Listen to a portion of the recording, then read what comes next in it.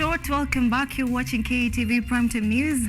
And in studio, we are joined by, because I have Sam Yukilo, we are joined by Professor Alfred Omenya, who is an urban planning and housing expert. We want to talk about the Kenya's housing sector after the implementation of the, of course, 1.5 housing levy. Karibu sana to our studios once again. Thank you, Anne. Yeah. All right. Nice to be here. After a while. We are glad to have you back. Now, I want us to just start this with, I know you're someone in the housing sector a lot. You're an architect. So I want to know maybe what are some of the key challenges facing now the Kenya's housing sector, particularly in the urban areas? Yeah, well, I mean, I think this is something that we've highlighted actually, that we have different housing challenges and housing problems, and if we segment them, we are on the extreme side. We don't even talk about it. We have homelessness. These are people with no houses and homes. They live on the streets and so on. Then we have what we call inadequate housing, and inadequate housing is really both living in slums and informal settlements. And then we actually have poor quality rental housing, and that is, your low income housing type. And then we actually have issues around affordability for the high income housing. So if you look at the segment, each have different challenges. Yeah, so you'll find that for the homeless, nobody even talks about them because they really are sort of left to charitable organizations and churches to deal with. And then for the slums, you find that the issue is not the housing unit itself. It is the quality of environment that people live in. The issues there around lack of water, lack of sanitation, environments that are not healthy for people to live in, lack of access, lack of social amenities like schools, health facilities, and so on.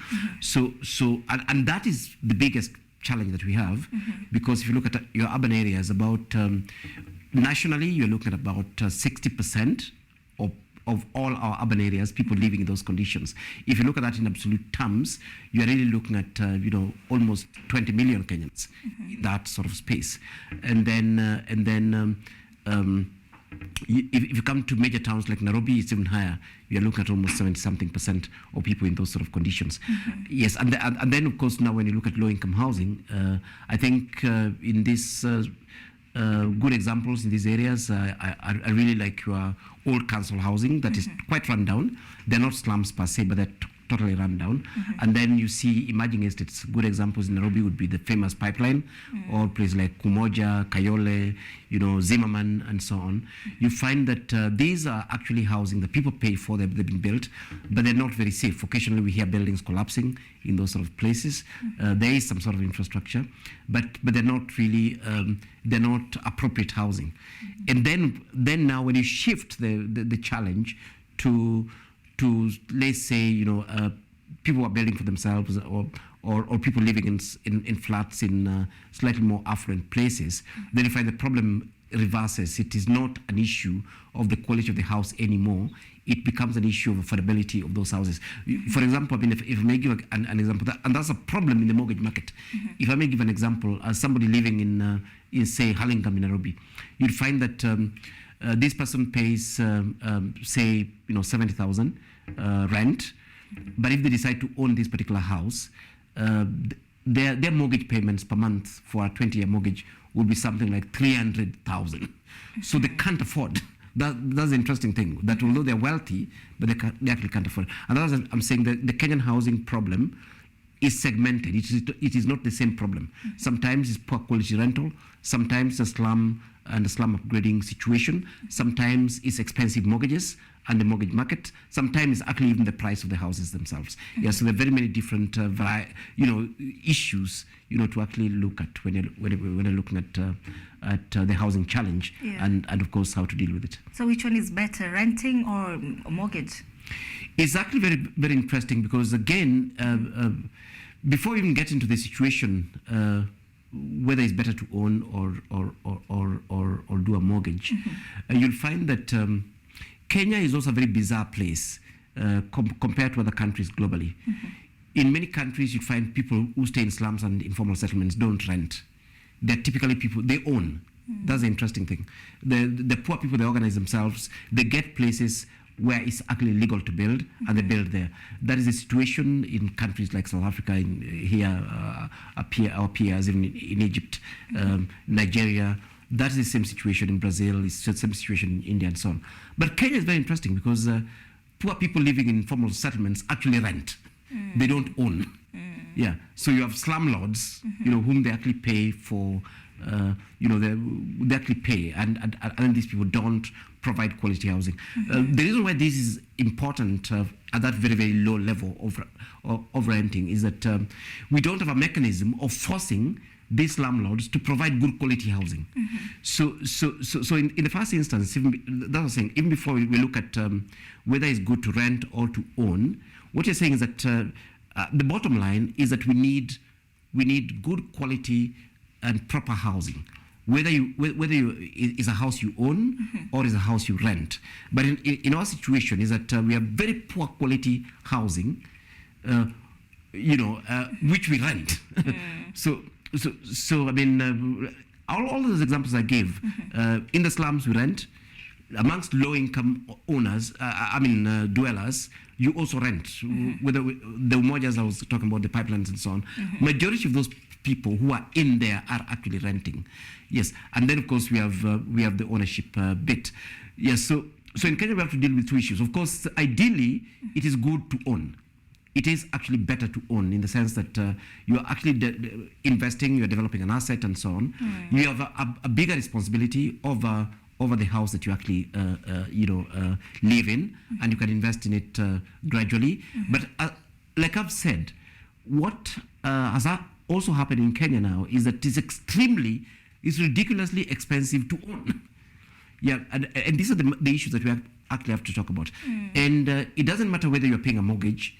Like that example I give. Let me give some indications. If you get a mortgage of 5 million, so that'll be a 5 million house, which is basically the type of house we're talking about in Umoja, 2 bedrooms and so on. Your mortgage payments is going to be about 60,000 Kenya shillings per month for 20 years. And the rent payment in that same place is going to be about 10,000. So it's extremely expensive to own across board, whether you're looking at slums, whether you're looking at that low income housing, whether you're looking at a house in Karen, a house that you're paying for. Let's look at Karen on the extreme end. I mean, if you buy a house worth 100 million, your mortgage over 20 years is going to be close to $1 million actually, and the rents that we're paying for that to be what, maybe about 20,000 or thereabout. Yes, so we have this disconnection between ownership and renting, and it's across board. Even if you're building your own house, you go outside in say Zimmerman, Kitengela, all these other places. You buy yourself a piece of land, a small piece of land that is 50 by 100 will cost you anything between 2 million to 3 million, and then you proceed to put say a 3-bedroom house in that same place. It costs you about some 6 million thereabout. You find your overall investment in this is actually about 8 million. And if you try to rent that in the market, you'll be lucky to get 30,000 per month. Which means that, in fact, if God bequeathed you 3 lifetimes, you will not get your return on investment. Yes, so in Kenya, we actually have this extremely high cost of owning, whether through mortgage or through actual self-construction. And renting is not necessarily cheaper. It's only cheaper in comparison with ownership. But the rents that people pay in Kenya are still relatively high. Because again, what's the logic behind rental? We've always argued international best practice is that people should actually spend about 25% of their income on rents. Kenyans on average spend about 50,000 of their income on rent, which is quite high. It means that if you are earning 100,000, you should not spend more than 25,000 in in renting. For renting. If you're earning 30,000, you should not spend more than 7,500 for renting. But you find that if you get in the market and you are this young graduate who's gotten out of college and you're earning 30, 40,000, if you decide to go with that benchmark, you'll actually stay in a slum. Yeah, you can't afford somebody's 7 quarter outside there. All right. Yes. So, the point I'm trying to make here is that housing in Kenya generally is expensive, whether you're renting or owning. Yeah. Of course, when you're owning, it's even more ridiculous in terms of the amount of money that you're actually investing in it. And that's partly one of the things that we've actually said, that look here, the best way of dealing with some of these challenges is to start, because it's relatively cheaper to own, is to start ensuring that what Kenyans own is actually of very good quality. Yeah, so give the current money that are actually paying for it. And then on the other hand, we need to put mechanisms in place that then ensure that if you want to build your own house, then you can build it for, say, a quarter of what you're spending currently to build that house. Then it will actually become worth it in terms of an investment. Yeah. Now, with the recent implementation of this 1.5% housing levy that is meant to help at funding the construction of housing in the country, right, how do you assess the potential impact of this initiative now in the country's housing sector? Yes, I think the impact, whether you look at it, again, regardless of who's building houses, it's always a good thing to have houses. Because that's one of the things that stabilizes the market. I mean, if you've got good supply, then what basically happens is that initially rents come down, and then of course home ownership, also the cost of houses actually come down, which is good for everyone. And if you have a big player like government getting in and supplying a lot of stock, then what that does actually is that it starts dealing with, it starts correcting the speculative market that we're actually talking about. So it doesn't really matter for me. I don't really care who builds, as long as people are building. It actually helps stabilize. It helps stabilize the market, because you are able to slow down you're able to increase supply and sort of slow down the demand for housing. And then that way, since there'll be a lot of houses in the market, put simply, since there'll be a lot of houses in the market, then in fact, if you insist on charging high rents, your houses will be empty. Yeah. Then there's another positive thing that you can look at there. We call that downgrading, actually. Downgrading is simply people who should not be in a particular segment, going there because they can afford, and then displacing the people who are in that area. Yeah, for example, I mean, the people who stay in slums and informal settlements, then you find that if again these lower end of middle class have no houses, then they'll get to the slums. And when they get to the slums, they actually start paying slightly higher than the slum people, and then they displace people who should actually stay there in the first instance. And that happens throughout, so that your high-income guys come to middle-income housing, they disturb demand there, and they displace the people who are there. That's actually called downgrading. Downgrading is actually dealt with just simply through supply. If you have a lot of houses supplied, then why would, say, the low-income people, go to the slums, or why would the middle-income people come to get properties that were actually meant for the low income? So I look at that as a positive, really, in terms of the housing, of the housing fund, hoping that it'll actually deliver a lot of houses. Of course, the challenge still remains what we're actually having before. Right. That before we come to the challenges, Prof, I beg your pardon. Let's take a very short break, and then we'll come back now with the challenges. All right.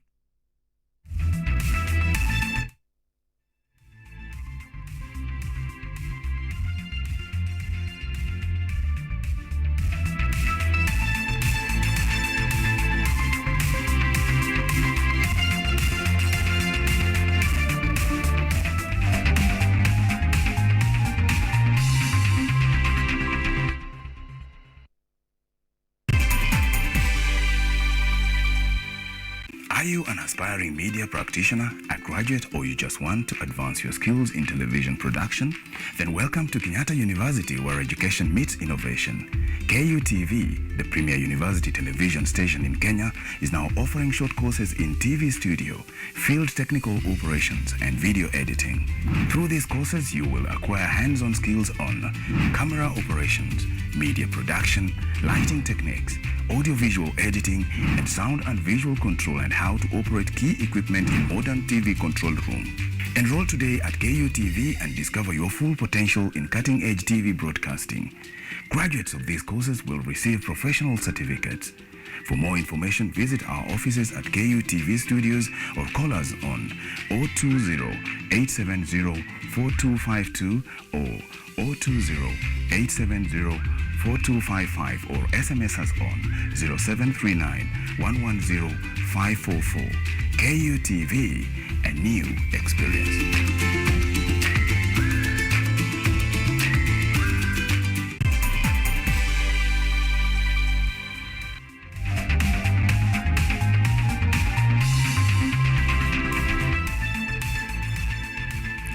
All right, welcome back. Before we went on that very short break, Prof was telling us about now the challenges that we might be facing with this 1.5% housing levy, right? Yes, correct. Okay, now maybe you would just pick up from there. Yeah, no, thank you. I think there are issues, of course. There were discussions about this 1.5 housing levy, and Yes. then of course, from a pragmatic point of view, we're saying, fine. I mean, if you're going to have the housing levy, the question we're asking is that will the housing levy actually deliver the houses in the first instance? Yes. So. And I think even before that, one of the questions that we were asking, and I think government responded to that very well, was what problem the housing levy intended to solve in the first instance. And earlier on, you remember, Anna, government wanted all of us to own houses, and we resisted quite a bit, saying that, look here, we only have one body and we can't park it in so many houses. And the people who already owned houses, and the people who didn't need houses, the people who are just about to retire. There are quite a number of issues around that. And the way the government went around that was just to turn the housing thing into tax, so that then we are all contributing to this particular kitty. And I think that's where the problem is, because if you look at the way government had envisaged to do this, you and I would have gone to government and demanded our houses, because it was a saving towards housing, or demanded our money back. So that earlier bit, the interesting thing with it was that although it was not going to solve the core housing problem, which is really these guys who live in inadequate housing, it was going to deliver houses. In the sense that government was going to be accountable to actual individuals who gave government money as savings for a house. So it was more likely to produce houses. Now we have this scenario where the 1.5 thing, you can call it whatever you want, but it's a tax. That particular tax, where does it go to? What are the mechanisms of delivery of these houses? And what guarantees are there that actually the houses will be delivered in the first instance? You see, this fund is not ring-fenced. The fund is going, after the deductions have been done, this goes to consolidated fund, like any other fund, like any other government tax. So the question is, what guarantees that the entire 1.5% that has been collected by government, that will be about 6 billion every month, is used strictly for housing? Can government come in and say, okay, fine, we need to pay our Chinese loan, and this time we decide to use this particular amount? Is it ring-fenced? And what has been used to ring-fence it? It gets into consolidated funds, so it's not ring-fenced. There's no law that prevents government from using that fund for anything else that the government should actually be doing, in terms of using the fund. So that is part of the problem that we are seeing. That how sure are we that this will be used for housing, all of it, not 10% of it, not 20%, not 50% of it. Currently, there are absolutely no guarantees.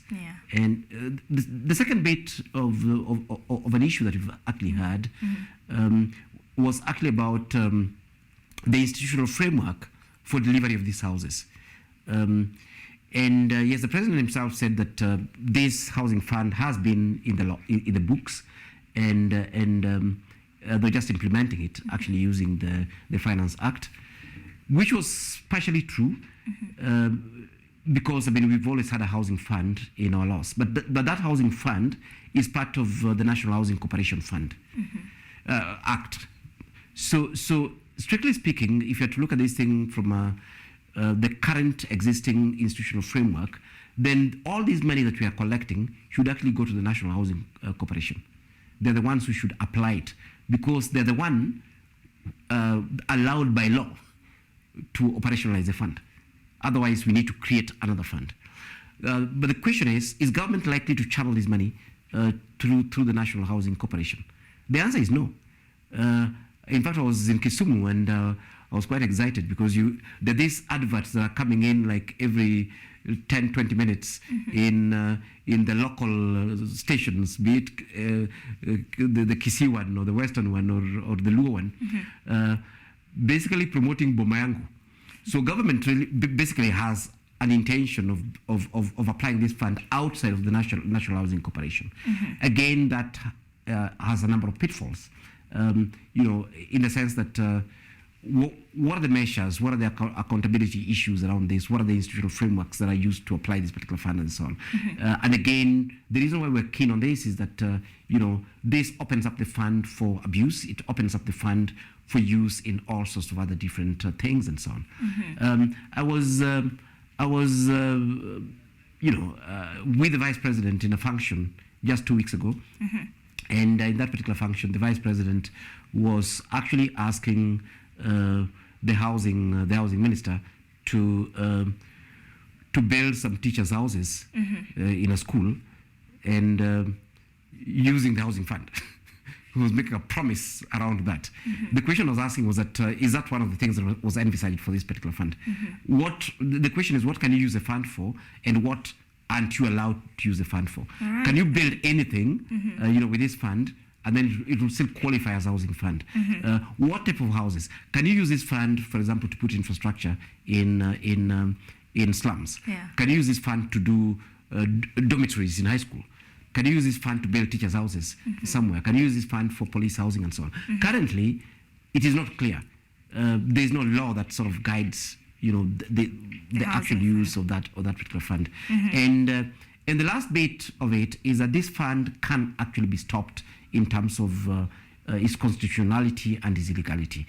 Kenyans assume that simply because something is done or passes through parliament, then it's legal. It's not necessarily true. You can actually have an illegality for a very long time. A good case is CDF. Government is struggling now to sort of align CDF with the constitution and make it a legal issue. And how long has CDF been around? CDF predated the current constitution. It's been there for quite some time. And it's helped. We're not saying it has not helped. But that has not meant that it is actually illegal or in a constitutionally correct thing as it actually were. So of course, somebody can go to court and stop the funds, just like CDF was stopped actually for a bit of time, because its legality and its constitutionality was questioned. And this is something government should actually address. We've said this over and over again, time without number, that housing is a devolved function. It is actually a devolved function. Construction of houses. So the question comes in, when a function is devolved, what parts of that function can national government, take over again? Did the Constitution envisage that a devolved function of housing will actually be taken by government in such a literal sense as to actual building of houses?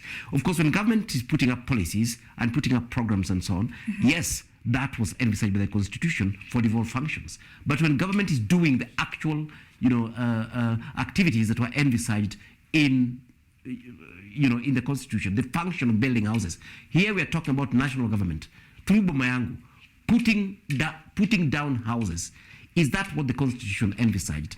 Did our Constitution envisage that housing would be devolved, yet national government would continue building them? And these are no-brainer. that is actually unconstitutional. Prof, I want to ask you something Right. on that line, and I'm told you're working on borrowed time. So this is my last question to you. We're talking about now the government now coming in to build these houses. The affordable housing project is a prominent goal in the Kenyan government right now. Correct. And Kenya, we are at 55.2 million population. Right. Now, I want to know maybe how does this affordable housing initiative maybe now contributing to the overall development and maybe the well-being of the population? Yes, that is actually something very positive. And of course, people normally think that we are against housing. Housing is very, very important, really, for any economy that is developing. For the simple reason that housing has a very long and complex value chain, and has huge potential for job creation, has huge potential for spurring industrialization, and so on. And of course, both the government and even the opposition before really did actually recognize this particular fact, because anything that you look at in housing, whether you're looking at basic things, energy consumption, whether you're looking at doors and windows made in those houses. I mean, you've got guys doing welding that side. Whether you look at the walling, you've got chaps working from quarries. You've got the transportation bits of value chain and so on, spurring the economy in terms of people actually investing in houses and money moving around and so on. So housing itself as a sector is normally a very nice sector to generally work with, because of those complexities of value chain and a whole lot of different job creation opportunities that it actually creates. So that is something that is positive, whichever way you actually look at it. In fact, it's normally better than even roads in terms of infrastructure and so on. Of course, you also spark quite a bit of local production and so on. But then, of course, this has to be harnessed in a more systematic way to optimize on it. Of course, if you're just building slums and informal settlements, you still sell iron sheets and you still sell nails and you still whatever. But if you look at it, part of the challenge that we actually have around is that, number one, we have a huge import content in our housing. And then with government taxes, again, you end up with the exact opposite, that now housing becomes a burden. I have to make a choice whether to take my children to school or to actually buy this particular house. And then on the other hand, we are not seeing incentives again for local production. So on one hand, what government is doing is okay. We don't actually mind it, but government has gone quiet again on spurring that entire sector, because the truth of the matter is that government is not the one who create jobs, and it's not government's role to actually create jobs. And people have been building these houses, and we're saying, fine, can government use this to actually spur broader economic development by allowing private sector that has been building these houses build them, because they're very good at them. They're still employing people. They're still improving that particular value chain by encouraging our own local production of materials, by facilitating housing and so on. So you find that we are in a pretty interesting situation, that government themselves want to build houses because there's need for housing. Government understands that housing is an important economic issue. But then on the other hand, if you check taxes now, government has levied huge taxes on many things, on clinker, cement. Yeah. Kenya is one of the most expensive cement, in the entire region, in the entire continent.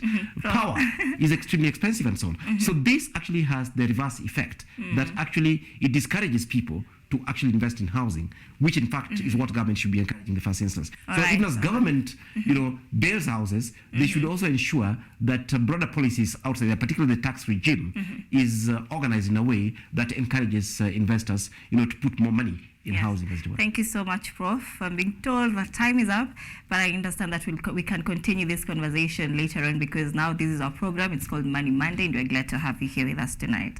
No, thank you, Anna. All right, always a pleasure. Thank you. Right. You're taking another short break. Of course, you're coming back with more. Stay with us.